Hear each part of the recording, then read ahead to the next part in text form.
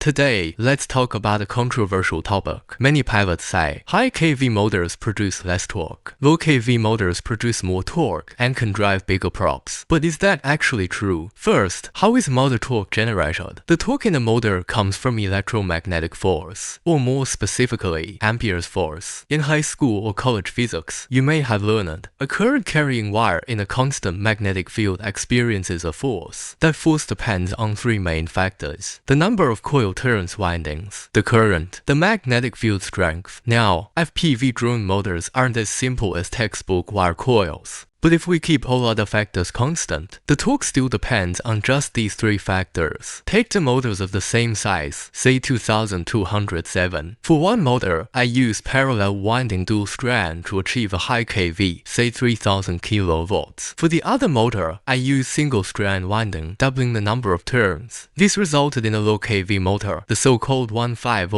kV motor. When the motor spins, it generates back EMF. The actual voltage across the coil is the input voltage minus this back EMF. Generally, the larger this voltage difference, the higher the current. And the higher the current, the greater the force torque. This force is what we perceive as torque on the motor. If we consider the motor at stall 0 RPM, the applied voltage is at its maximum, ignoring factors like heat dissipation. This is equivalent to applying the full voltage directly to the motor coil. At this point, the torque is at its peak. Let's assume the motor operates at stall, where torque is maximized. We'll use extreme cooling measures like liquid nitrogen hypothetically. Of course, this is just theoretical. Now, let's analyze stall conditions, where there's no back EMF. The motor coil can be treated purely as a resistor. Since it's not spinning, the voltage isn't alternating. The current isn't changing direction, so inductance isn't a factor.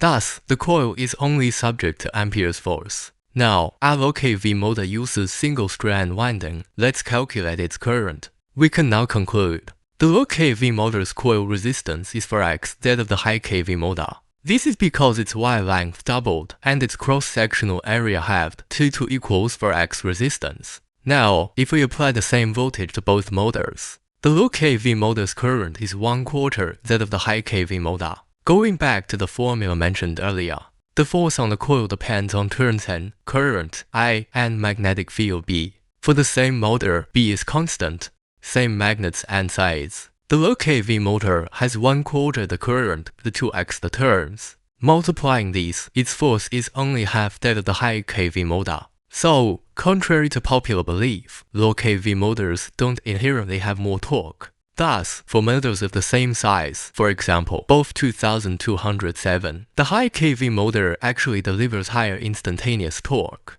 Then why do mainstream opinions claim low kV motors can handle larger props due to more torque? This is because larger motors naturally have lower kV. With the same turns, a bigger motor generates higher back EMF at the same RPM, lowering kV.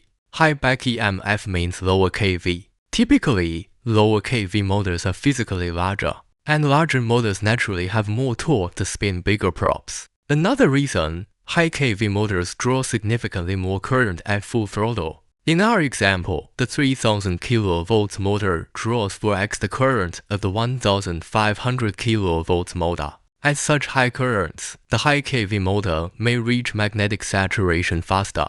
Magnetic saturation means increasing current no longer proportionally increases torque. The motor's torque, thrust, doesn't scale with power input. Thrust may plateau or even drop due to excessive heat. This can lead to coil burnout.